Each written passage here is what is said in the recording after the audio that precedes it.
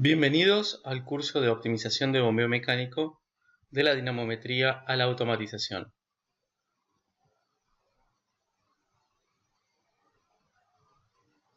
En este módulo veremos una introducción a la automatización de pozos, sistemas de control para bombeo mecánico, el uso del controlador para bombeo mecánico, la calibración y seguimiento del controlador y conclusiones para el uso de controladores.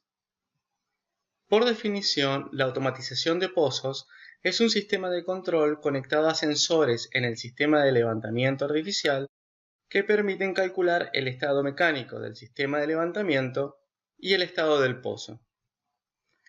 Dichos sistemas de automatización pueden no contar con sensores de fondo en el pozo o tener sensores de fondo en el pozo. ¿Y para qué se usa un sistema de automatización? Para tener las bombas en un punto de mayor eficiencia, para identificar problemas y prevenir fallas, para hacer un seguimiento del comportamiento del reservorio, para optimizar el trabajo del personal de campo. En resumen, en la automatización de pozos, sin sensor de fondo y con sensor de fondo, tendremos, para el caso sin sensores de fondo, medición de parámetros solo en superficie, carga en el vástago, posición de manivela y parámetros eléctricos en el caso de bombeo mecánico, uso de ecuaciones para inferir el comportamiento en el fondo del pozo, y se puede tener también datos de presión en el tubing o en el anular del pozo. Para el caso de contar con sensores de fondo, además de la medición de parámetros en superficie, se tendrán presión a la entrada de la bomba, vibraciones, temperatura en el fondo del pozo, y en general, los sensores de fondo son más utilizados en bombeo electrosumergible y bombeo de cavidades progresivas. El sistema de control para bombeo mecánico usa información de superficie. Mide cargas en el vástago pulido. ¿En qué se basa y qué es lo que hace? Aplica los conceptos de dinamometría. Se obtienen parámetros de medición continua. Se infieren parámetros de fondo a través de ecuaciones. Permite el control del bombeo mediante marcha y parada del equipamiento. Si se cuenta con variador de velocidad, permite el control del bombeo en forma gradual, cambiando los golpes por minuto. Ahora veremos una breve descripción del sistema de controlador para bombeo mecánico. Básicamente contará con el controlador propiamente dicho. Para tomar los datos de carga en vástago pulido se utilizará una celda de carga ubicada entre la cruceta y la grampa, donde habitualmente se pone el sensor para la medición dinamométrica convencional. Se contará con un sensor de revoluciones por minuto en el eje del motor y con un sensor de manivela para saber la posición de la misma. Ahora describiremos el controlador de bombeo mecánico. Básicamente un controlador contará con un gabinete para contener todos sus componentes, en el cual habrá una fuente de alimentación, habrá una unidad de procesamiento central, la memoria del dispositivo, las placas de entrada-salidas, ya sea analógicas o digitales, y los módulos de comunicación. Para que un controlador pueda funcionar, necesita tener cargados los datos específicos del pozo, como ser la unidad de bombeo, los datos propios del pozo y el fluido que se está produciendo. Estos datos se pueden ingresar directamente en el controlador a través de una computadora, un sistema SCADA o un dispositivo móvil. Mínimamente, la unidad de bombeo deberá estar instrumentada con la celda de carga, el sensor de revoluciones por minuto del motor y el sensor en la manivela. Esta información llegará al controlador y en base a los datos cargados podrá tomar control sobre la unidad poniendo en marcha o parando el motor. Lo descrito hasta ahora es la configuración mínima de un sistema de control para bombeo mecánico. Si el tablero constara con un variador de velocidad, el controlador no solamente puede poner en marcha y parar el motor, sino que puede controlar variando las revoluciones por minutos del motor, por ende los golpes por minuto. En el caso que se amplíe la instrumentación en el pozo, como por ejemplo con sensores de presión de tubing, sensores de presión de casing o algún caudalímetro, esta información también puede entrar al controlador y permitir hacer decisiones sobre la unidad de bombeo. También podría instrumentarse en la locación, tratamientos químicos, tanques elevados o separadores, captar esa información con el controlador y también poder tomar decisiones o transmitir esta información. Es muy importante que los controladores cuenten con posibilidades de comunicarse para poder interactuar con sistemas SCADA, poder recibir órdenes remotas, poder hacer una revisión de variables en forma continua a través de la sala de control. Cada dispositivo de controlador para bombeo mecánico tiene distintos modos de operación. En el caso de operación normal, que es el modo automático, el equipo hace el análisis dinamométrico y toma decisiones. Todas las protecciones que tiene el controlador estarán activas. También es posible configurar el equipo en modo manual, donde el controlador solo ve, pero no controla ni protege el equipo. Hay dispositivos que cuentan con el modo timer, en el cual el pozo parará y arrancará en ciclos de tiempo prefijados. El controlador puede activar sus protecciones, pero no utilizará la dinamometría para definir la marcha y parada del pozo. Los controladores en general pueden controlar el pozo en base a datos de superficie, de fondo o del motor. En el caso de superficie, se fijará el punto de parada en la carta de superficie y los puntos de falla, como se ven en el gráfico, y cuando la carta de superficie pase por el punto predefinido, el controlador tomará la decisión de parar.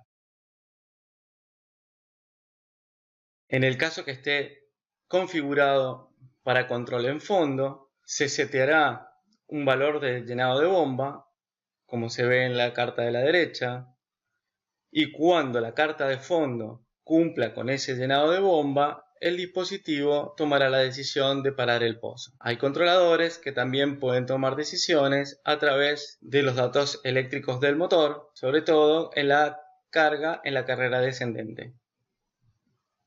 Uno de los objetivos primarios de los controladores para bombeo mecánico es proteger el pozo y las instalaciones de superficie. Veremos a continuación algunas de las protecciones que podrían ser configuradas en el controlador. Por ejemplo, proteger la instalación de fondo contra golpe de fluido,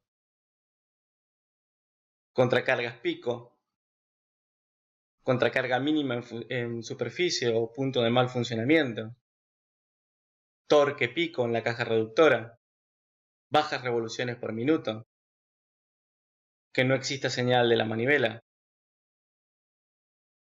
carga de fluido o potencia en el vástago pulido, detección de resbalamiento de correas, entre otros. En el gráfico de la izquierda vemos una carta de superficie y de fondo donde están identificados el punto de parada por pump-off en la carta de fondo y el punto de falla en la carta de superficie.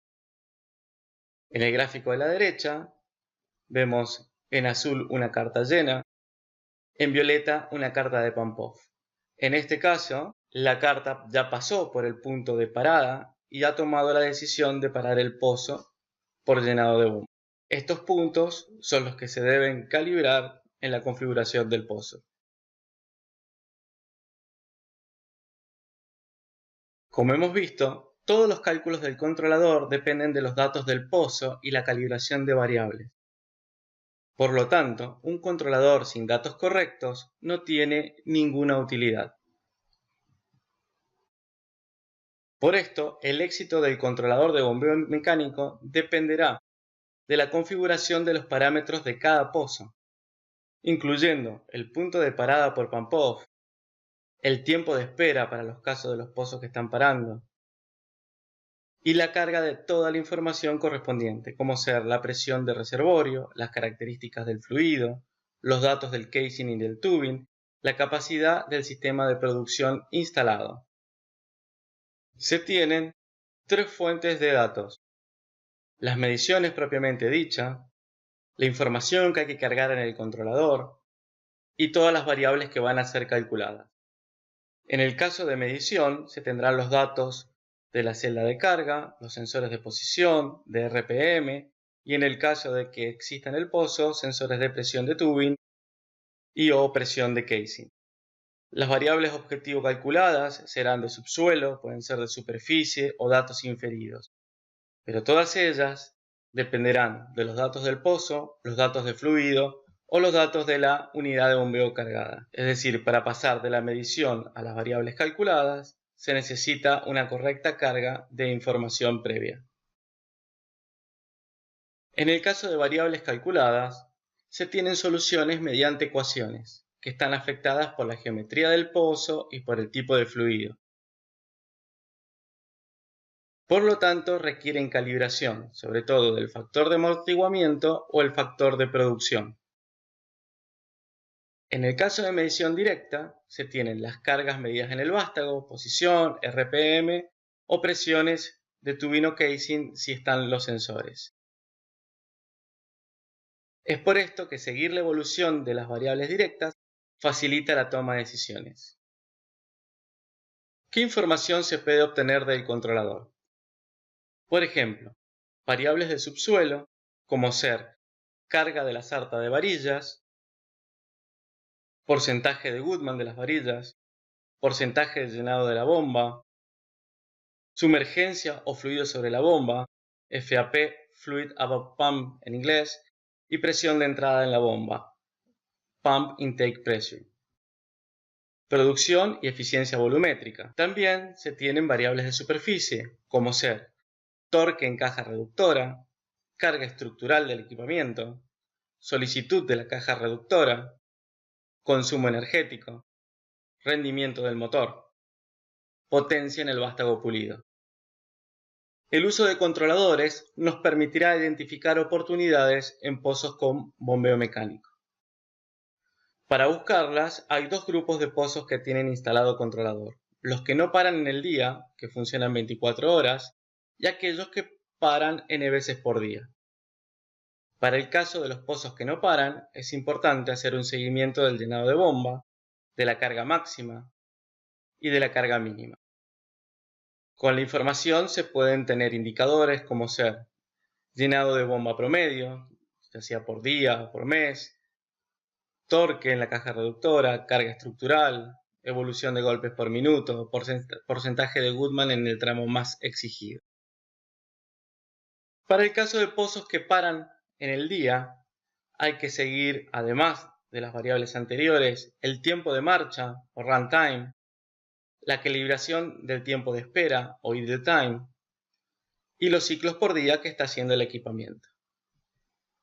Y se pueden completar los indicadores con valores como pozos con tiempo de espera mayor a 2 horas, tiempo de marcha acumulado diario menor a un valor, por ejemplo 16 horas, o pozos con alta cantidad de ciclos por día. Esto permitirá encontrar oportunidades a través de la información contenida en los controladores. En líneas generales, es muy importante bajar los golpes por minutos del sistema de bombeo mecánico. Como vemos en el gráfico, bajos golpes por minuto acumulan menos millones de ciclos en el año. Con esto se alarga la vida media por fatiga. Como conclusión, podemos decir que más allá de tener un equipo con pump-off, hay que diseñar el sistema de levantamiento artificial para el caudal que mejor ajuste a las necesidades del pozo. Con esto se logrará una mayor vida útil y mayor eficiencia del sistema en general. Para entender las configuraciones necesarias en un controlador, necesitamos repasar cómo es el comportamiento genérico de un pozo. En el gráfico vemos los datos reales de una prueba de paro de pozo y recupero de presión y puesta en marcha. El tiempo de cierre está marcado como idle time a partir de que se paró el pozo. Vemos que la curva de recupero de presión o curva de build-up tiene un periodo de altos incrementos en cortos periodos de tiempo.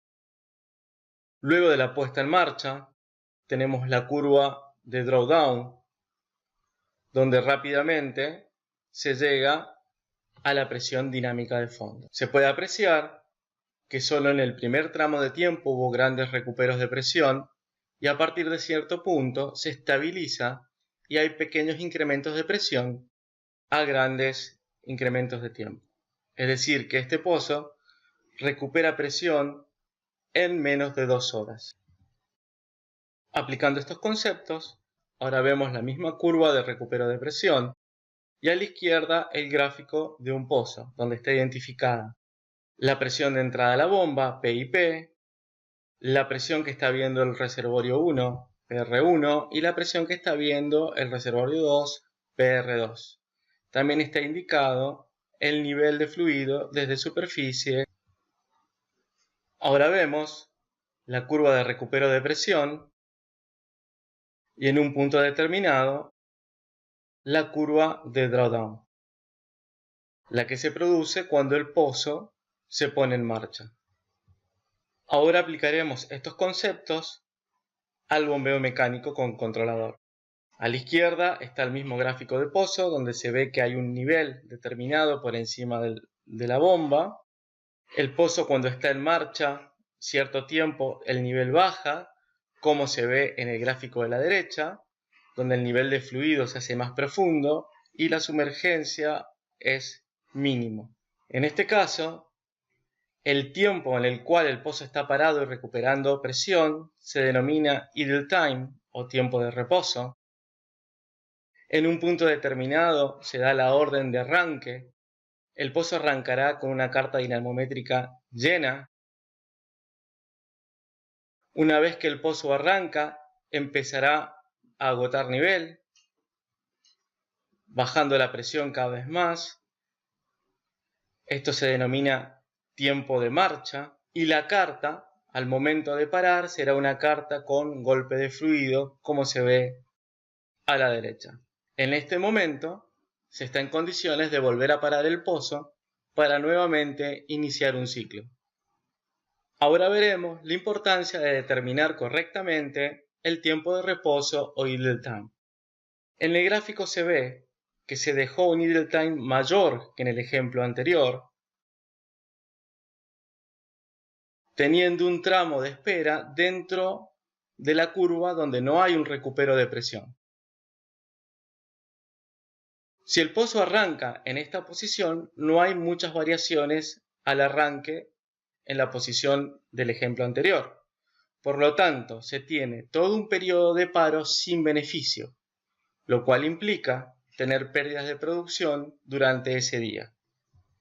Ahora vemos otro ejemplo, donde el punto de arranque o el tiempo de reposo está como en el primer caso, podríamos definir correcto, pero luego en el runtime se fija un punto de llenado de bomba muy bajo que hace que el pozo siga en marcha sin producción. Al no tener nivel, la bomba está trabajando sin carga de fluido.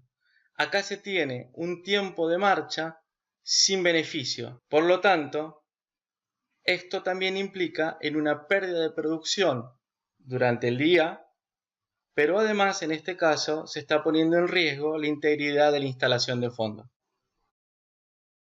En este ejemplo, ahora se observa la curva de recupero de presión, pero cortada directamente en el punto de marcha, y la curva de drawdown durante el runtime. El tiempo de reposo y el tiempo de runtime se definen como el tiempo de ciclo. En este ejemplo, si fueran 24 horas, tendríamos 2 ciclos por día. En estos 2 ciclos por día, podríamos decir que el reservorio ve una presión de entrada de bomba promedio, como la indicada en línea de trazo celeste. En este ejemplo, vemos periodos de recupero de presión y de puesta en marcha más cortos, suponiendo igualmente un ejemplo de 24 horas. En este caso tenemos 4 ciclos por día. y lo que podemos identificar que la presión promedio de entrada de la bomba con más ciclos es menor. Superponiendo los gráficos de 4 ciclos con el de 2 ciclos marcados en gris en la figura, podemos ver que la presión de entrada promedio a la bomba es menor en el caso de más ciclos. Esto abre una de las principales preguntas en los pozos administrados con controlador de bombeo mecánico.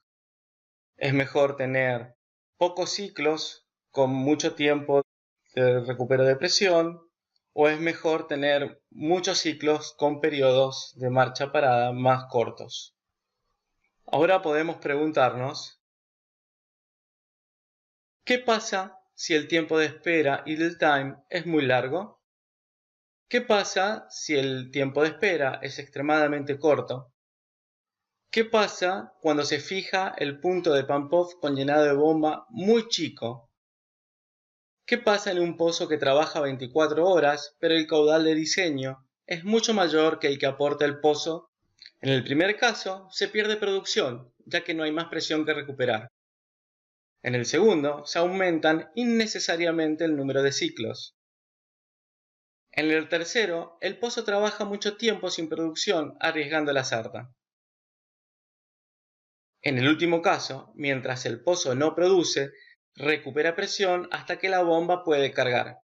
Es decir, genera su propio ciclo comprometiendo a la instalación. Hasta ahora hemos visto cuáles son las variables para configurar el controlador. Si los tiempos de reposo son muy largos, pueden provocar crossflow en reservorios multicapa con capas de baja presión y alta permeabilidad. Por ejemplo, si la presión del reservorio 2 fuera mucho menor que la del reservorio 1, o que esté debajo del gradiente, podría ir fluido del reservorio 1 al reservorio 2. Pensemos en extrapolar este caso a pozos con más de 15 capas abiertas, en donde se pueden combinar capas de producción primaria y producción secundaria. Por lo tanto, es muy importante conocer cómo es la configuración del pozo para definir el tiempo de reposo óptimo.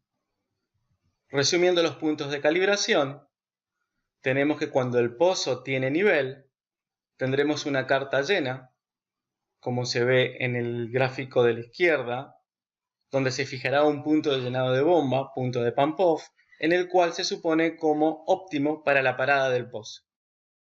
En el caso de la derecha vemos un pozo que ya no tiene fluido, donde la carta de fondo ya pasó por el punto de pump-off y se definió la parada del pozo. Una herramienta importante para definir si este punto de parada del pozo es adecuado es el buffer o memoria de pump-off.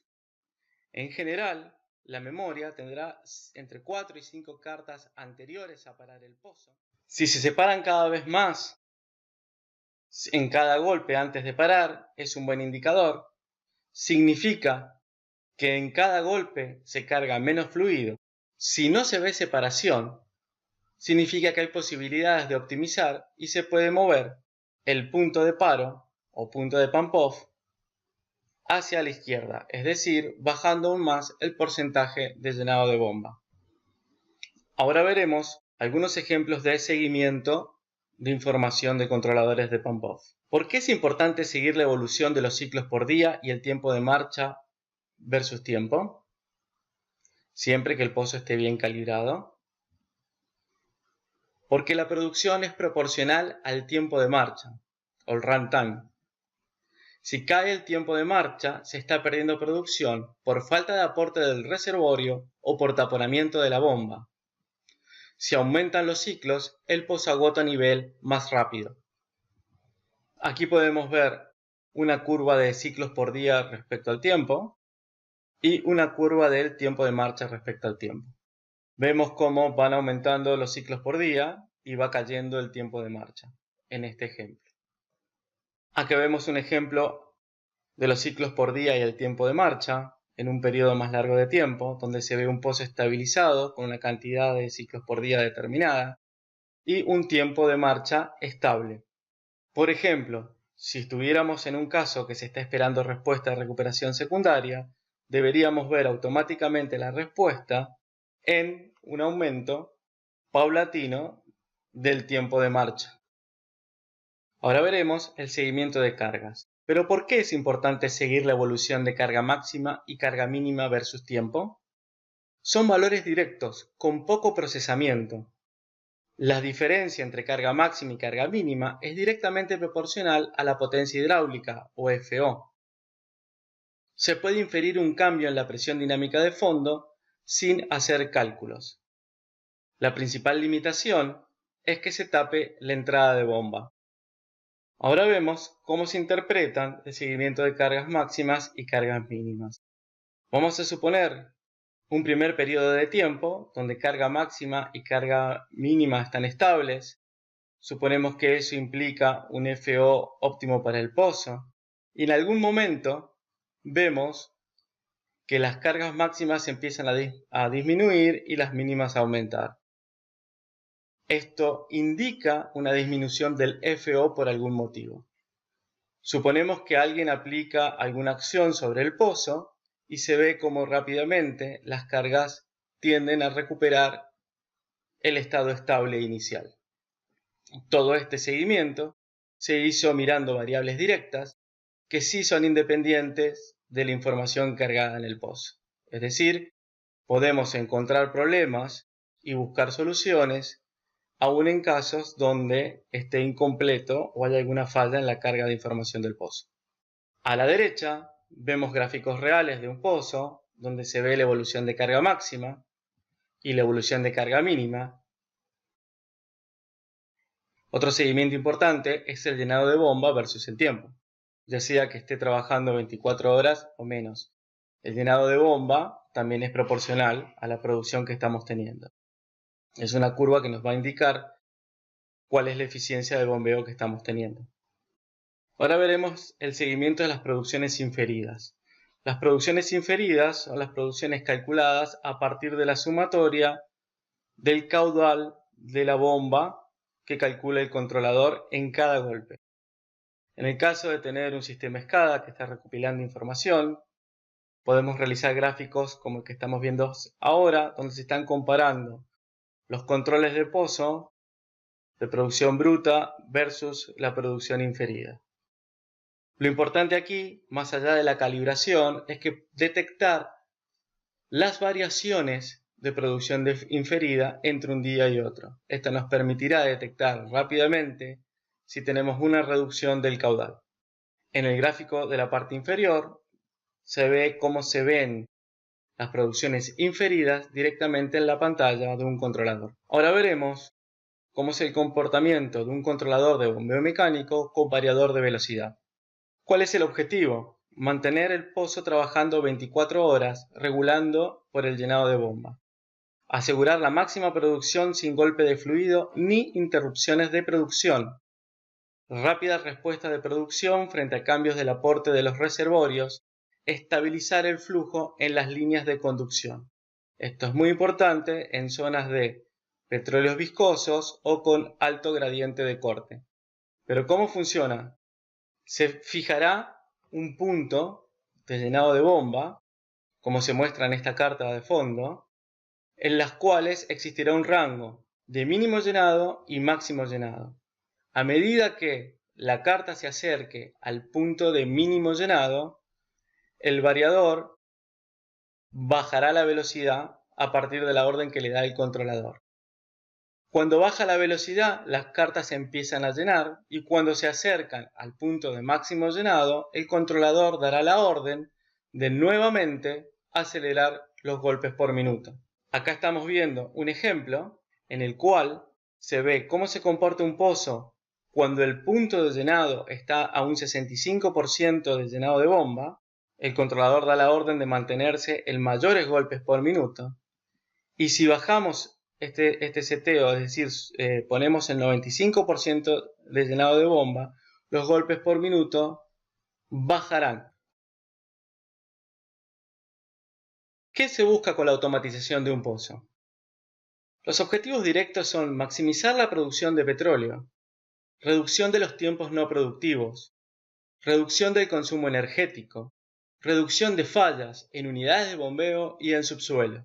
Ahora bien, cuando pasamos a yacimientos digitales, además, queremos tener supervisión en línea del yacimiento, seguimiento en línea de producción inferida, seguimiento en línea de niveles calculados, sistemas de alarmas para detectar variaciones en parámetros seleccionados, alarmas para detectar variaciones de producción. ¿Y cómo ayuda la automatización de bombeo mecánico a cumplir estos objetivos? Con la dinamometría online, con datos correctamente cargados en cada pozo, evitando el golpe de fluido, que baja las fallas en subsuelo, con detección temprana de fallas, con rápido tiempo de respuestas, reduciendo el tiempo de paro frente a una falla, optimización rápida de pozos con comportamiento variable, como pueden ser pozos nuevos, después de un workover, o pozos que esperan recuperación secundaria, optimizando los tiempos de recorrido en campo. Es muy importante recordar que se requiere calibración de los modelos por cada pozo y también se va a requerir personal especializado en campo para mantener los sistemas en correcto funcionamiento.